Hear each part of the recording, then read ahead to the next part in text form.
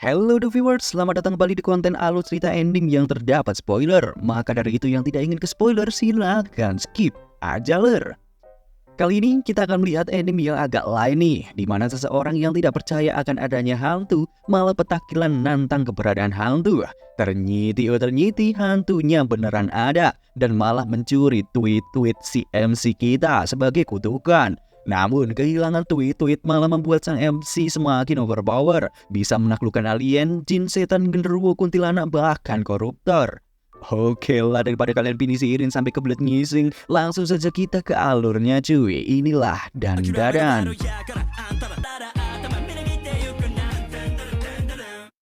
Scene dimulai dengan seorang pria cabul berkencan dengan wanita, terlihat bernafsu dan meminta uang kepadanya. Setelah ditolak, pria itu malah meminta hal yang lebih najkal, membuat wanita itu sangat marah dan memukulnya.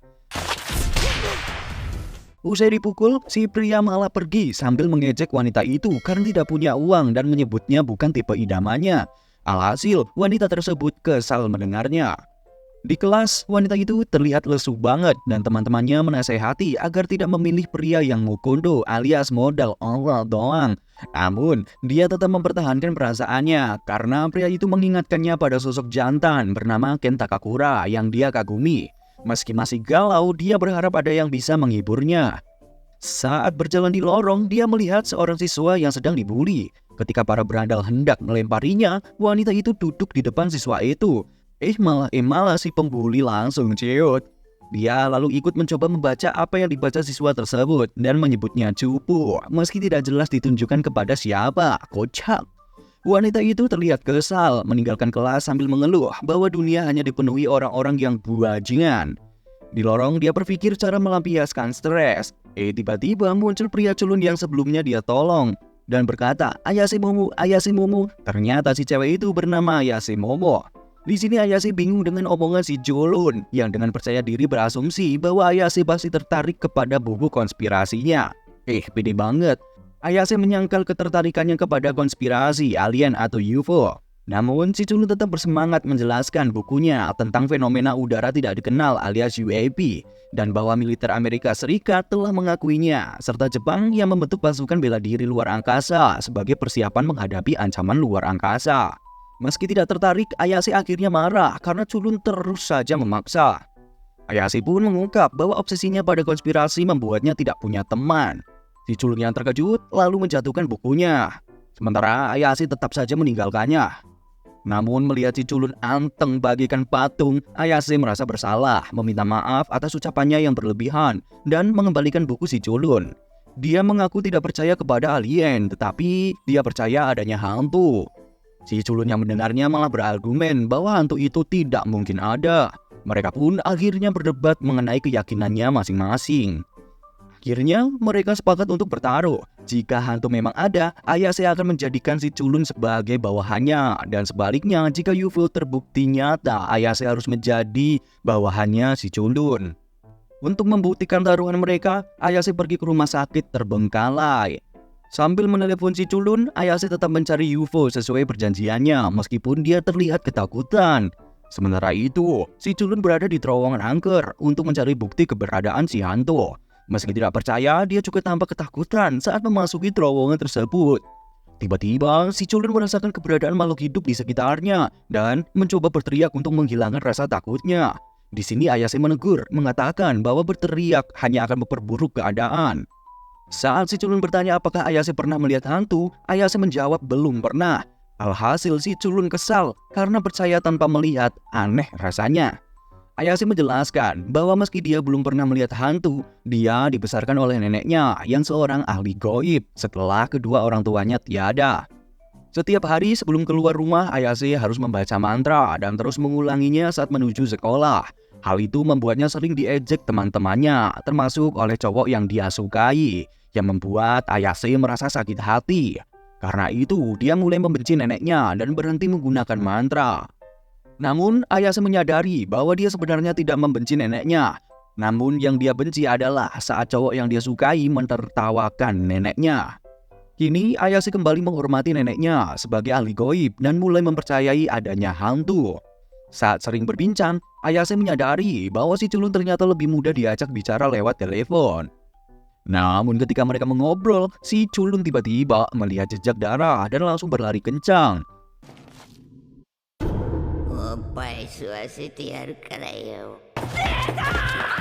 Ayase memperingatkan agar tidak lari karena bisa berbahaya. Dan benar saja, si culun malah bertemu dengan sosok hantu nenek alias si nenek turbo. Dan Ayase memperingatkan bahwa jika kalah dalam kejar-kejaran, dia bisa terkena kutukan. Di sisi lain, Ayase yang sedang berada di rumah sakit malah dihadang oleh 3 makhluk kembar mirip alien, yang ternyata adalah alien dari ras Serpo, yang seluruhnya berjenis kelamin jantan dan berkembang biak dengan membelah diri. Mereka mengungkap ingin meneliti tubuh Ayase yang membuatnya ketakutan. Apalagi si alien mengeluarkan tweet-tweet robotnya. Meski berteriak, mereka mencoba menghipnotis Ayase dengan tujuan agar Ayase terangsang. Tetapi tiba-tiba teleponnya berdering dan sosok hantu yang mengejar si culun muncul di sana dan tiba-tiba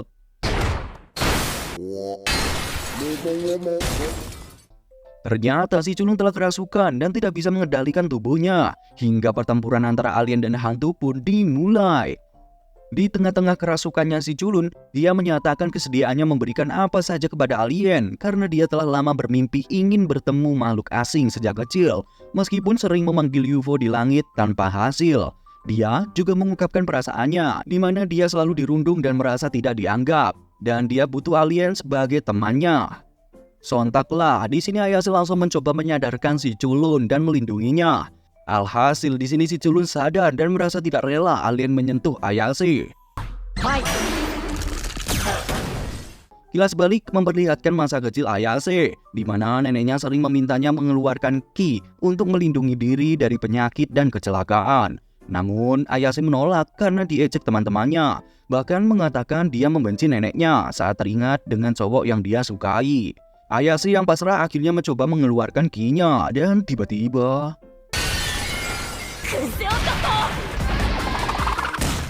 Ayase mulai percaya kepada neneknya, seorang ahli gaib, dan akhirnya mampu melindungi diri dengan kekuatan esper dalam tubuhnya.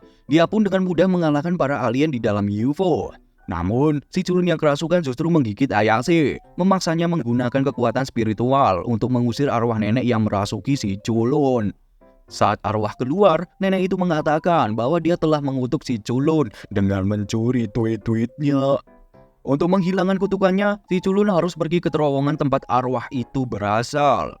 Singkat cerita, Ayase berhasil membawa si culun keluar dari UFO dan mulai percaya adanya alien. Sementara si culun kini juga percaya bahwa hantu memanglah ada. Saat ini Ayase menahan kutukan si culun dengan kekuatan spiritualnya, karena dia terus saja kumat. Di sini si culun bersikeras akan menyelesaikan semuanya sendiri dan pergi ke terowongan sendirian juga. Namun Ayase tetap ingin membantunya. Melihat Ayase tanpa baju, si culun menawarkan seragamnya, membuat Ayase terkejut dan jantungnya berdegup kencang karena kata-kata si culun mengingatkannya pada sosok Ken Takakura, orang yang dia kagumi. Ketika Ayase menanyakan nama si culun, ternyata namanya memang Ken Takakura. Setelah tahu bahwa si culun bernama Ken Takakura, Ayase merasa kesal dan enggan menerima hal itu sehingga dia ngambek. Ken pun tiba-tiba kerasukan lagi dan bertingkah aneh hingga Ayase membuat aturan agar dia tidak menyebutkan namanya. Ayase di sini memutuskan untuk memanggilnya Okarun berdasarkan keyakinan okultisme yang dipercayai oleh Ken dan memperingatkan bahwa jika Ken memakai nama aslinya lagi, dia akan dihajar. Keesokan paginya, Ayase memastikan bahwa nenek Turbo tidak akan muncul lagi dan mengajak Okarun ke rumahnya. Sampainya di depan rumah, Ayase memperingatkan bahwa neneknya sangat galak, terutama kepada laki-laki, bahkan hampir pernah membunuh mantan pacarnya.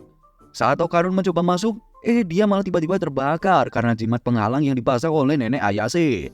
Ayase dengan segera lalu melepaskan jimat tersebut dan menyuruh Okarun untuk masuk, sambil menertawakan penampilannya yang gosong.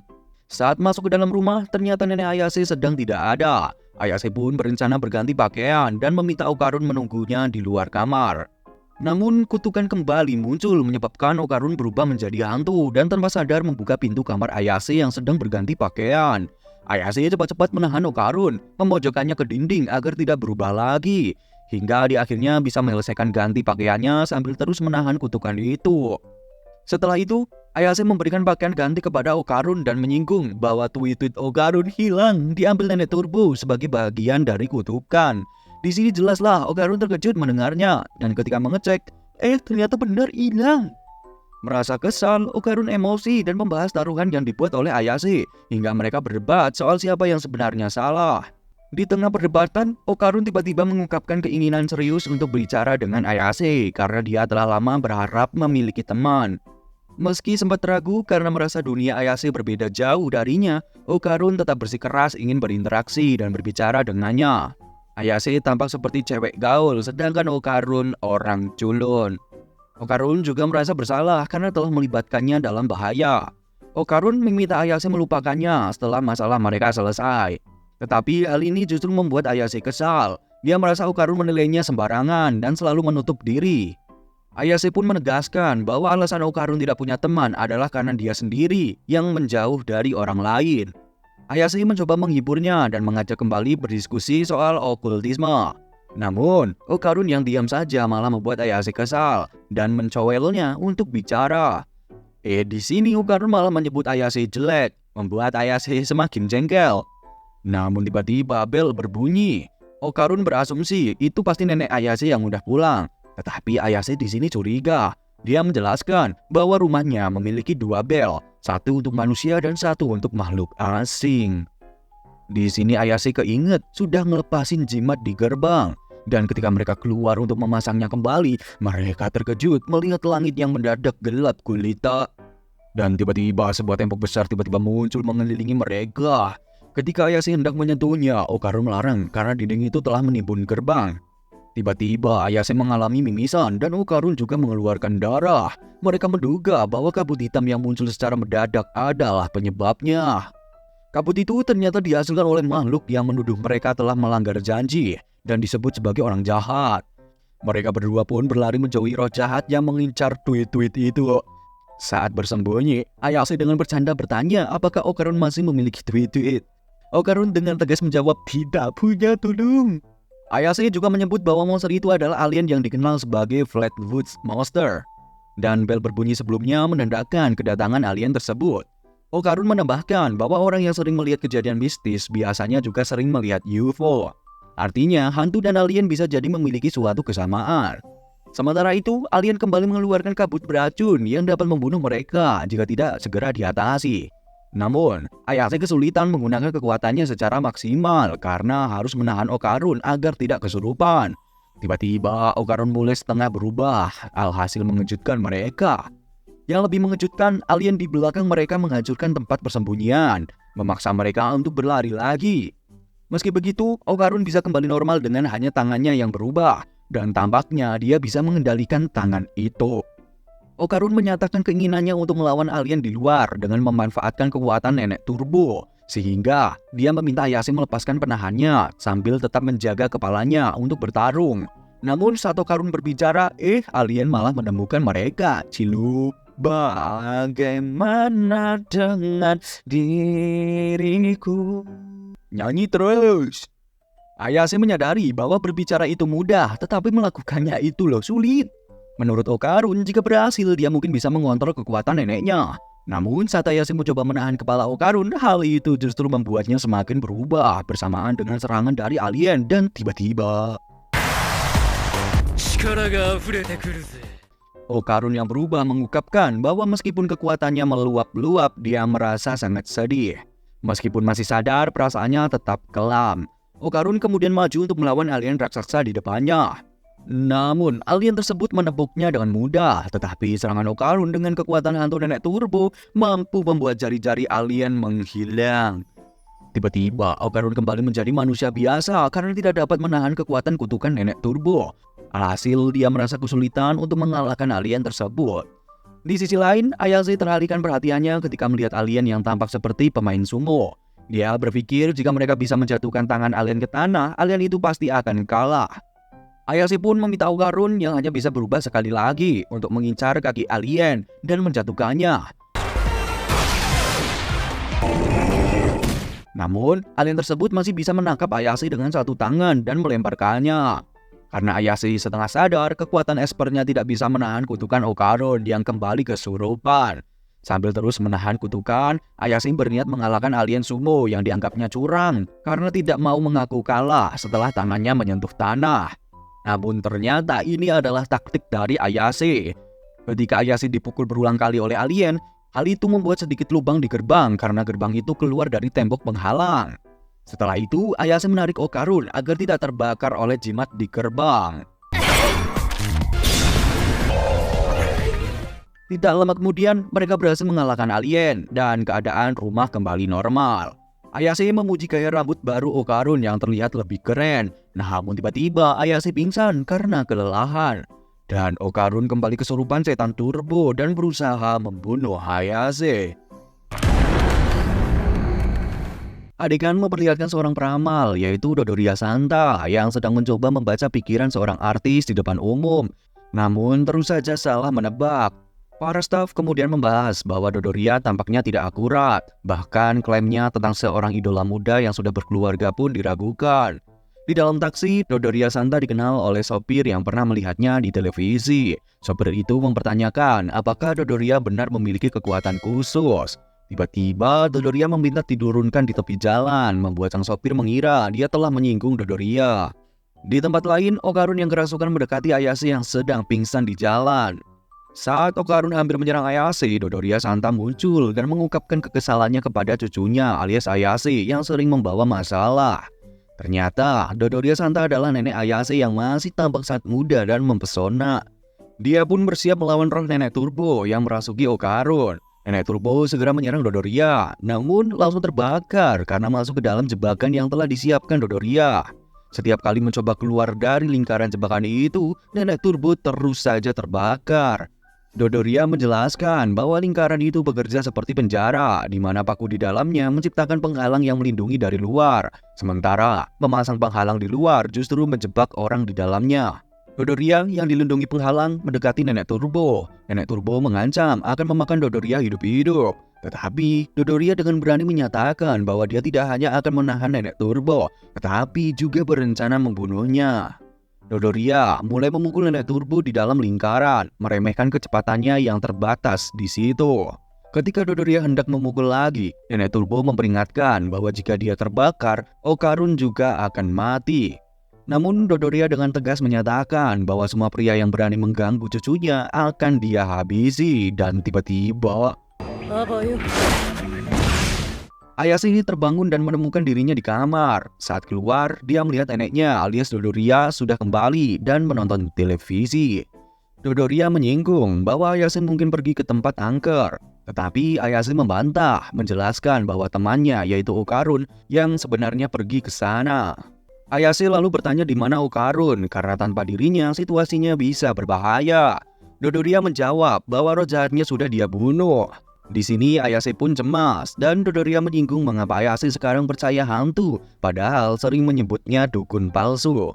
Ayase lalu meminta maaf kepada neneknya. Dodoria menyuruh Ayase untuk memeriksa kuil di rumah mereka. Di sini Ayase bergegas ke sana, merasa bersalah mengingat bahwa Okarun begitu senang memiliki teman seperti dirinya. Namun kini malah terkena kutukan akibat permintaannya untuk pergi ke tempat angker. Saat Ayase membuka kuil, ternyata Okarun ternyata baik-baik saja dan merasa lega melihat Ayase yang selamat. Ayase yang sebelumnya khawatir langsung menutup pintu dan merasa kesal karena kekhawatirannya ternyata berlebihan. Meski begitu, Ayase sebenarnya senang Okarun bisa selamat. Tidak lama kemudian, nenek Ayase muncul dan bertanya sejak kapan Ayase berteman dengan hantu. Neneknya juga mengatakan bahwa kutukan Okarun tidak akan aktif selama dia berada di dalam kuil. Ayase menjelaskan bahwa Nenek Turbo telah mengambil tweet-tweet Okarun dan selama benda itu belum dikembalikan, kutukan akan terus ada. Ayase merasa bertanggung jawab untuk membantu Okarun. Ayase juga memberitahu neneknya bahwa dia kini bisa menggunakan kekuatan Esper yang bangkit saat dia pergi ke tempat alien. Namun Dodoria tidak percaya pada alien atau UFO dan Ayase di sini pun mengerti. Nenek Dodoria pun merasa Ayase selalu terlibat dalam hal-hal merepotkan seperti Nenek Turbo yang dulu dikenal sebagai nenek 1000 km per jam alias hantu modern yang sering mengamuk dan kini tinggal di terowongan angker. Dodoria bercerita bahwa saat dia pernah memeriksa terowongan angker itu, dia merasakan energi jahat yang begitu besar sehingga tidak bisa mendekatinya.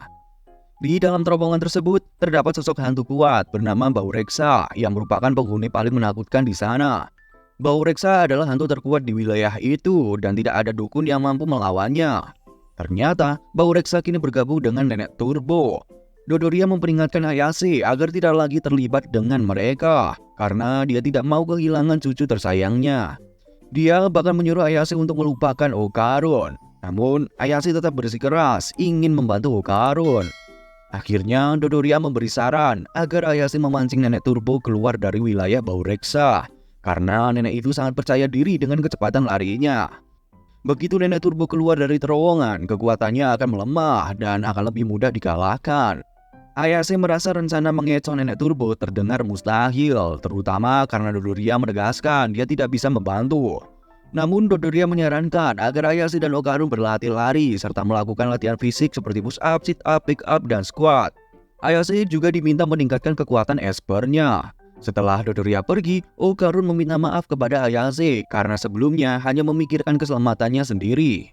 Sedangkan Ayase berjuang demi keduanya. Meski demikian, Ayase tidak mempermasalahkannya dan mereka kembali bercanda seperti biasa.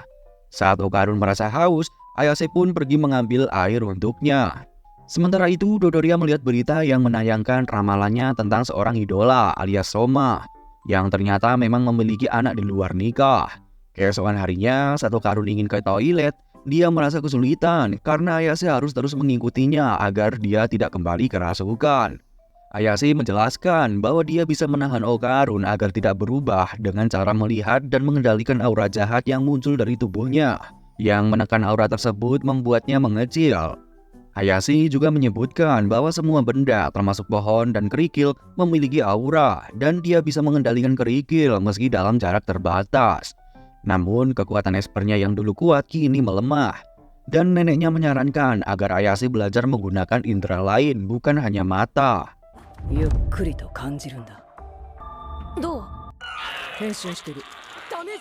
Sementara itu, Okarun harus segera ke toilet, dan Ayase tetap menjaga agar kutukan di dalam dirinya terkendali.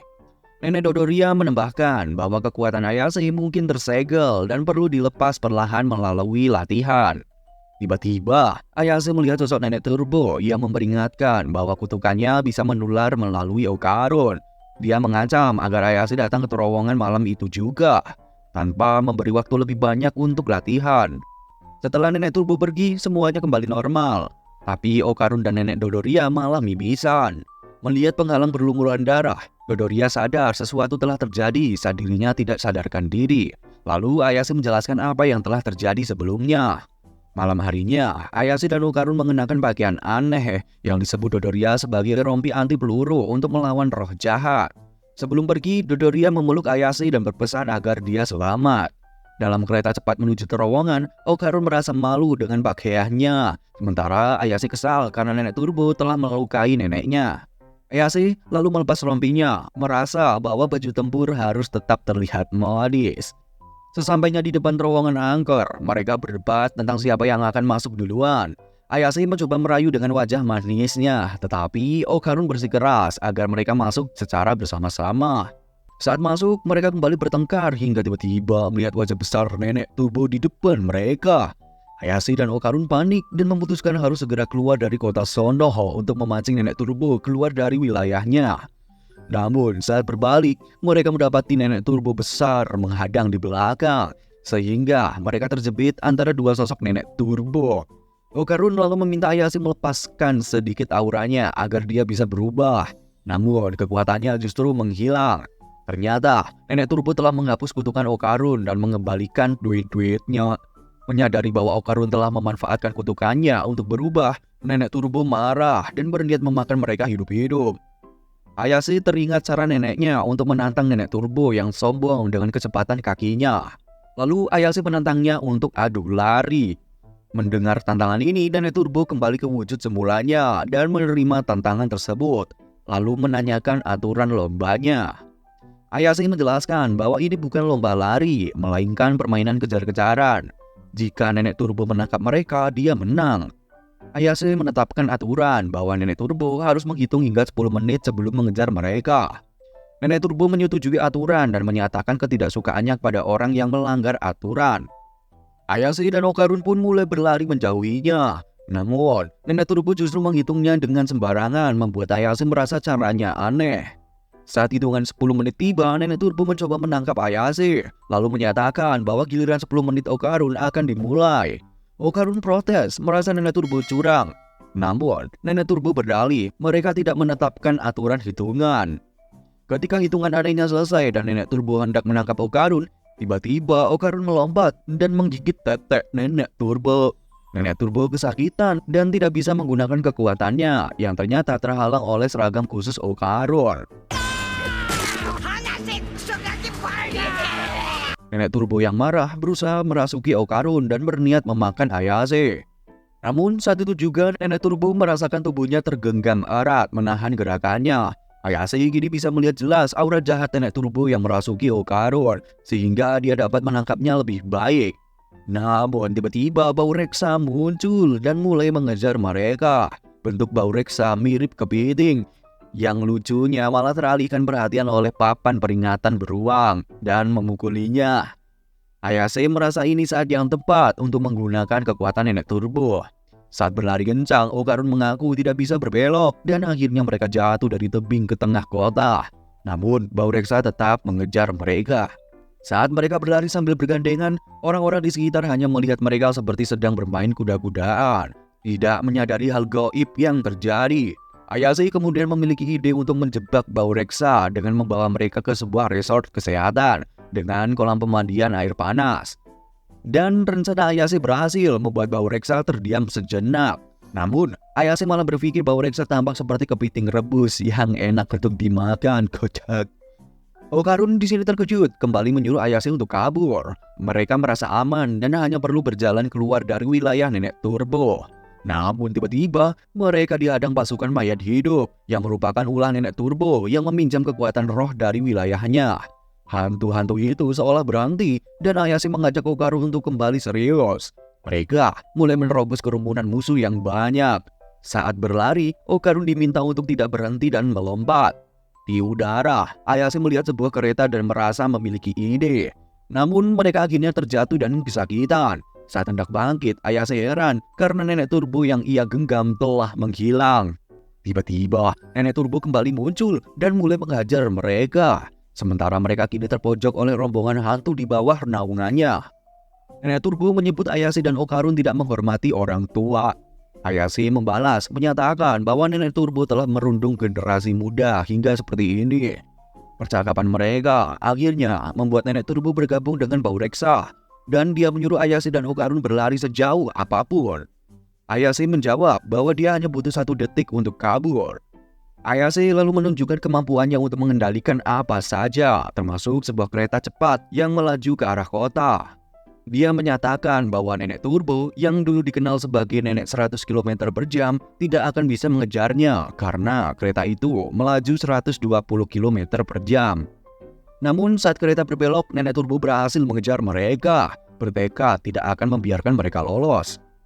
Meski begitu, Ayase tetap tenang dan mengarahkan tangannya ke depan Nenek Turbo. Sementara itu, Dodoria telah menunggu kedatangan Ayase dengan jebakan yang telah dipersiapkan. Batas wilayah Nenek Turbo terlihat berwarna merah, sementara di luar wilayah itu terang. Ayase memegang Nenek Turbo dengan erat, percaya diri bahwa dirinya yang menang. Saat Nenek Turbo dan bau reksa meledak, Ayase melihat beberapa roh gadis di tubuh monster itu. Setelah itu, Ayase membawa Okarun ke tepi stasiun, dan roh-roh yang mengejar mereka mulai memudar. Okarun terbangun dan panik, lalu bertanya tentang keberadaan Nenek Turbo dan bau reksa. Nenek Dodoria kemudian menjelaskan bahwa dia sebenarnya tidak ingin menggunakan cara kasar.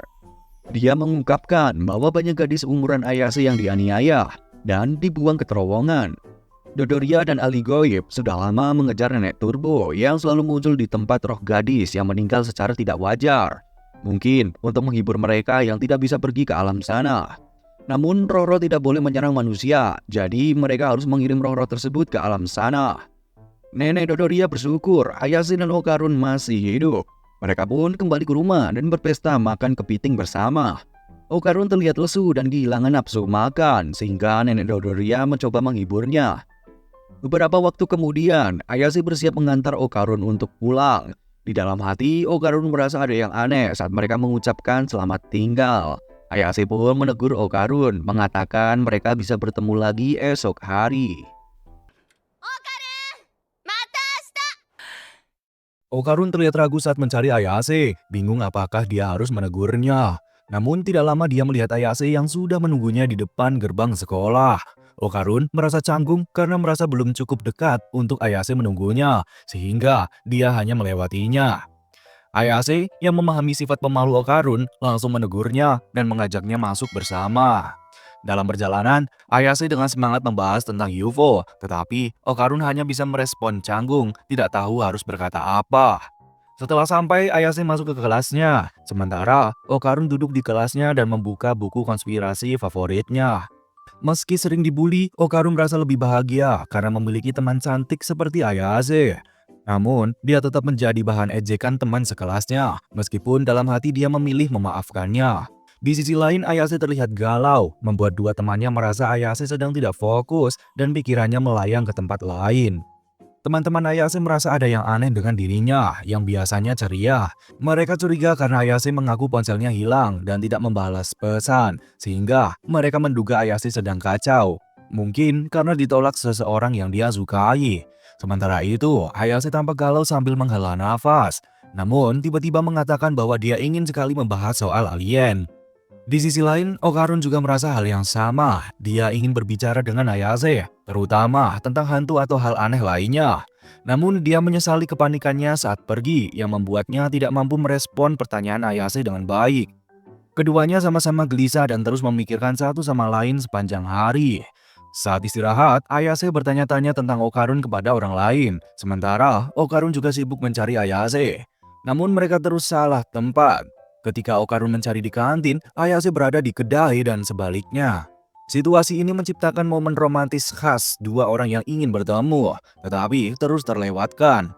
Pada akhirnya, mereka berdua menyerah mencari satu sama lain, meski rasa ingin bertemu tetap kuat.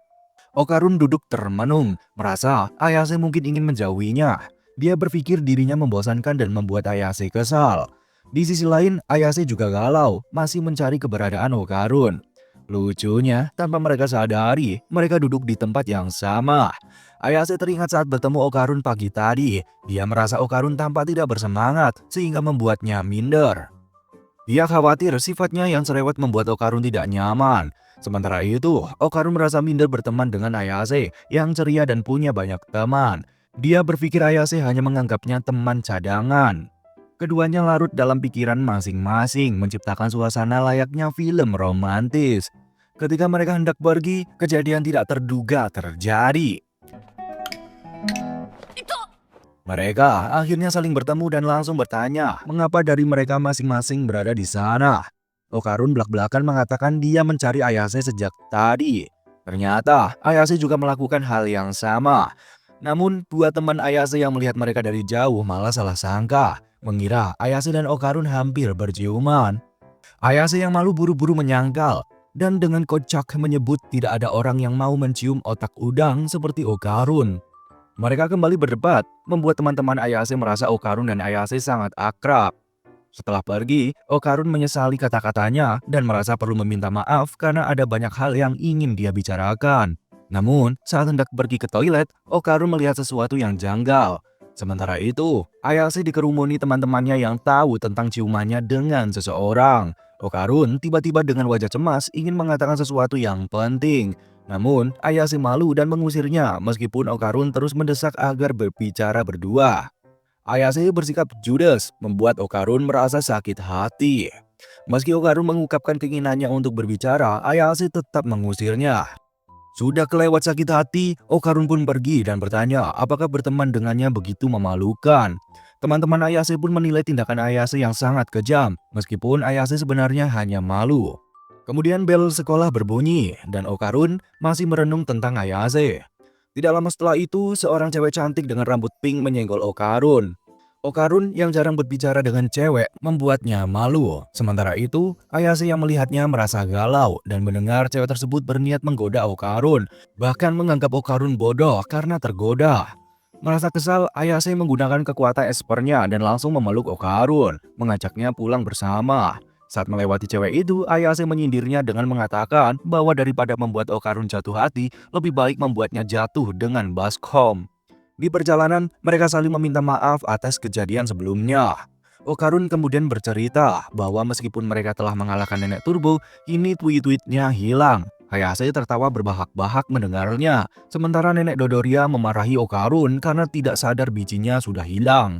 Nenek Dodoria berniat melihat apa yang ada di dalam tubuh Okarun dan mereka memulai ritual. Dodoria kemudian bertanya pada Ayase tentang apa yang dia lihat saat memukul Okarun. Ayase menjelaskan bahwa dia melihat sesuatu sejenak. Dodoria meminta Ayase untuk mencabut aura dalam tubuh Okarun. Setelah Dodoria memukul Okarun lagi, Ayase menarik aura tersebut. Tiba-tiba, boneka yang digunakan dalam ritual itu berkedip dan berlari. Mereka mengejar dan menangkap boneka kucing tersebut yang ternyata mengandung arwah nenek turbo. 근데 그것은 아니. Dodoria menjelaskan bahwa saat dia hampir dibakar, roh nenek turbo masuk ke dalam tubuh Okarun dan bersembunyi di sana, menunggu pemulihan. Okarun kemudian meminta nenek turbo untuk mengembalikan tweet-tweetnya. Nenek turbo menyudutkan Okarun dengan menyuruhnya membunuh kedua wanita di sampingnya, lalu dia akan mengembalikan tweet-tweet Okarun. Okarun di sini marah dan tiba-tiba berubah menjadi wujud roh, meskipun tubuhnya tidak dirasuki oleh nenek turbo. Di sini nenek turbo terkejut dan Dodoria menjelaskan bahwa kipas kertas yang dikenakan berfungsi untuk mengusir roh jahat. Setelah dipukul keras, hanya kesadaran nenek turbo yang keluar, sementara roh nenek turbo tetap ada dalam tubuh Okarun. Dodoria yang bernama asli Seiko kemudian menggebuki boneka kucing dan membuat nenek turbo menangis. Okarun kembali ke wujud aslinya, membuat Ayase bingung tentang bagaimana Okarun bisa berubah sendiri. Ayase mengungkapkan bahwa meskipun nenek turbo licik, dia tidak membencinya dan bahkan merasa simpati pada para korban.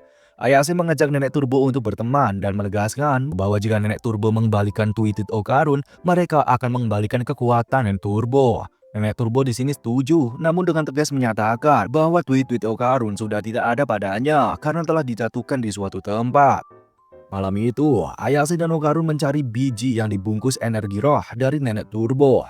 Biji berukuran 5 cm dan bercahaya kemasan itu sangat mencolok, sehingga mudah ditemukan siapa saja. Namun Ayase kesal karena merasa tidak berhasil menemukannya. Nenek turbo menduga tweet itu mungkin sudah diambil seseorang karena tweet tersebut memiliki energi kehidupan yang kuat dan sangat menarik bagi hantu dan siluman yang percaya mereka bisa hidup kembali dengan energi itu. Inilah alasan utama para hantu menyerang manusia. Namun, nenek turbo justru bersikap santuy, membuat Ayase dan Okarun kesal hingga menendangnya karena keteledorannya menyebabkan biji itu hilang. Nenek turbo tidak berdaya dalam kondisinya saat ini, tetapi dia dendam dan berencana membalas Ayase dan Okarun jika kekuatannya pulih. Karena malam telah larut, mereka memutuskan kembali dan melanjutkan pencarian tweet Okarun esok hari. Setibanya di rumah, Ayase memberitahu neneknya, Seiko, bahwa pencarian masih belum berhasil. Seiko lalu berencana mencari informasi melalui teman-temannya, namun memperingatkan Okarun untuk berhati-hati karena kekuatan spiritual nenek turbo masih ada di dalam tubuhnya. Keesokan harinya, teman-teman Okarun di sekolah bertanya apakah dia berpacaran dengan Ayase, yang langsung dia jawab hanya teman. Teman-temannya lalu meminta diperkenalkan dengan Ayase, yang menurut mereka Ayase adalah orang yang manis. Saat itulah Okarun menyadari bahwa Ayase memang gadis yang cantik. Sesuatu yang sebelumnya tidak dia pikirkan karena terlalu gembira memiliki teman pertama. Tanpa diduga, teman-teman Okarun menanyakan rumor buruk bahwa Ayase adalah gadis murahan yang mudah diajak tidur. Okarun kebingungan dan bertanya siapa yang menyebarkan rumor itu. Emosinya semakin memuncak, memicu energi nenek turbo dalam dirinya hingga tanpa sengaja melukai salah satu temannya. Okarun segera sadar, meminta maaf dan kembali ke tempat duduk. Namun dia kaget melihat nenek turbo ada di dalam tasnya. Dia segera berlari ke tempat sepi, bertanya mengapa nenek turbo mengikutinya ke sekolah. Ternyata Seiko yang membebaskannya, yakin bahwa turbo tidak akan berbahaya dalam kondisi saat ini. Turbo mulai merayu Okarun agar membebaskan kekuatannya. Tetapi Okarun tegas menolak dan berharap bijinya bisa segera kembali. Ketika Ayase datang, suasana jadi canggung dan Okarun sadar Ayase memang manis. Okarun segera menjauh, membuat Ayase bingung dan mengejarnya untuk meminta penjelasan.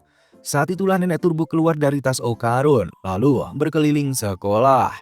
Di kelas, Ayase terlihat kesal pada Okarun, tetapi Miko dan Kei menghiburnya. Miko berkata Okarun pemuda baik karena dia mendengar Okarun membela Ayase dari rumor buruk. Meski begitu, Ayase tetap mengerti kenapa Okarun menghindarinya. Sementara itu, Aira Shiratori dengan kecantikannya mencari perhatian semua siswa. Namun, Aira kesal pada Ayase dan menyebarkan gosip buruk untuk merusak reputasi Ayase. Usaha Aira untuk menjatuhkan Ayase gagal dan Ayase terlihat baik-baik saja. Aira kesal karena orang lain tidak tahu bahwa Ayase adalah iblis. Dia bisa melihat sayap berbentuk tangan besar di punggung Ayase. Aira merasa dirinya terpilih untuk melawan Ayase, terutama setelah menerima bola emas yang jatuh dari langit, yang menurutnya adalah tanda. Beberapa hari sebelumnya saat berjalan pulang, Aira tiba-tiba menemukan bola emas jatuh. Saat dia memegangnya, muncul kilatan cahaya hijau dari kereta cepat yang lewat. Sebenarnya, itu adalah saat Ayase dan Okarun mengalahkan nenek Turbo di atas kereta. Aira, tanpa mengetahui apa yang terjadi, menyimpan bola emas tersebut. Tidak lama, Aira dikejutkan oleh sapaan dua temannya yang datang membawa perlengkapan untuk ritual pengusiran hantu. Meski tidak mengerti tujuan Aira, mereka tetap mengikuti instruksinya. Di lapangan sekolah, Aira melihat sosok aneh bergaun merah yang hanya bisa dilihat olehnya. Sementara, kedua temannya tidak menyadarinya. Aira mengira makhluk itu adalah entitas kontrak milik Ayase dan segera bersembunyi agar tidak diikuti. Di sisi lain, di atap sekolah, Ayase, Okarun, dan nenek Turbo sedang makan siang bersama. Meski masih kesal karena kekalahan sebelumnya, nenek Turbo mengungkapkan bahwa dia melihat wanita aneh yang mencurigakan di sekitar sekolah. Rupanya, nenek Turbo telah mengamati sekitar untuk mencari tweet-tweet Okarun yang hilang, yang kemungkinan diambil oleh manusia. Turbo menjelaskan bahwa tweet-tweet Okarun berbentuk bola emas yang cantik. Tidak heran jika biji Okarun diambil oleh orang lain, terutama manusia, yang akan otomatis memiliki kemampuan melihat makhluk astral karena pengaruh energi rohnya. Jika bisa melihat roh, orang tersebut akan dilihat balik dan mungkin diserang oleh hantu. Masalahnya, nenek Turbo tidak tahu siapa wanita misterius yang mungkin mengambilnya. Saat jam pulang sekolah, Aira tiba-tiba mendekati Ayase dan mengajaknya bicara secara pribadi. Meski enggan karena ada urusan dengan Okarun, Ayase akhirnya setuju demi menghindari masalah. Dia meminta Okarun dan nenek Turbo melanjutkan pencarian tweet-tweet, sementara dia mengikuti Aira. Aira membawa Ayase ke gedung kosong. Tanpa basa-basi, dua teman Aira langsung menjegal Ayase, menjatuhkannya, dan mengikat tangannya dengan kabel tis. Aira mulai melakukan ritual pengusiran hantu, meminta temannya memegang kaki Ayase agar tidak bisa melawan. Menyadari Rosario dan kitab tidak berguna, Aira nekat menyodorkan bola emasnya pada Ayase. Ayase di sini kaget mengetahui bahwa tweet-tweet Okarun ternyata ada pada Aira. Saat itu juga, Okarun datang menolong Ayase dan menjelaskan bahwa Aira bukan sosok yang dicari nenek Turbo, melainkan gadis yang diincar oleh hantu wanita misterius. Mendadak, hantu wanita jangkung bergaun merah yang pernah dilihat di lapangan menyambar Aira sambil menyatakan bahwa dia telah lama menunggu Aira untuk bisa melihatnya. Hantu itu bahkan mengaku sebagai ibu Aira. Okarun pun segera berubah ke model spirit untuk menyelamatkan Aira. Namun, gerakannya kalah cepat dari akrobat hantu tersebut. Lebih buruk lagi, Okarun justru ditelan bulat-bulat oleh si hantu. Ayase tidak bisa membantu karena tangannya masih terikat dan dia malah terpental oleh ledakan kekuatannya sendiri. Sementara itu, hantu wanita bergaun merah terus berkata bahwa dia telah menunggu lebih dari 10 tahun agar Aira bisa melihatnya. Aira baru menyadari bahwa hantu tersebut bukanlah makhluk milik Ayase. Hantu itu terlihat senang memeluk Aira sambil berputar dan memamerkan gerakan baletnya, memaksa Aira memanggilnya ibu. Ayase di sini bangkit kembali dan memperingatkan hantu itu bahwa makhluk astral tidak boleh menyerang manusia. Hantu tersebut marah karena merasa pertemuannya dengan Aira terganggu. Aira yang tidak mengakui hantu itu sebagai ibunya mengajak Ayase bekerja sama untuk melawannya. Tepat saat itu, nenek Turbo muncul dari balik reruntuhan gudang dan mengidentifikasi hantu wanita merah itu sebagai hantu akrobatik berambut mulus dengan bantuan ponsel. Meskipun sama-sama hantu, Nenek Turbo tampak tidak peduli pada hantu acak di depannya. Sementara itu, Aira terus melawan dan mengatakan hantu akrobat dengan kasar, bertekad mengalahkannya demi menyelamatkan dunia. Hantu akrobat bingung dengan sikap Aira yang kurang ajar, lalu langsung menelan Aira hingga lenyap. Hantu itu menangis menyalahkan Ayase atas sikap Aira. Kemudian dia mencekik Ayase dengan rambutnya, memaksa Ayase untuk meminta maaf, tetapi Ayase malah mengejeknya. Hal ini membuat si hantu akrobat marah besar dan membanting Ayase ke lantai, membuatnya tidak berdaya. Ketika hantu itu meminta Ayase memanggilnya ibu seperti Aira, Ayase tetap menolak dan mengejek lagi, hingga akhirnya si hantu menelan Ayase juga. Nenek Turbo di sini kesal melihat hantu akrobat sudah menelan semua orang, lalu mendesaknya mengeluarkan ketiga anak itu dari perutnya. Setelah terjadi percekcokan, akrobatik tiba-tiba terbakar hebat karena menelan rambutnya sendiri.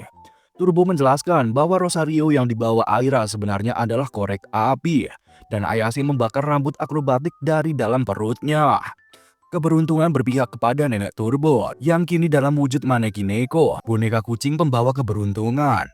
Tidak mampu menahan panas, akrobatik pun memuntahkan Ayase, Okarun, dan Aira. Setelah menyelamatkan Aira, Ayase dan Okarun merasa ini adalah saat yang tepat untuk membalas. 反撃開始だクソだら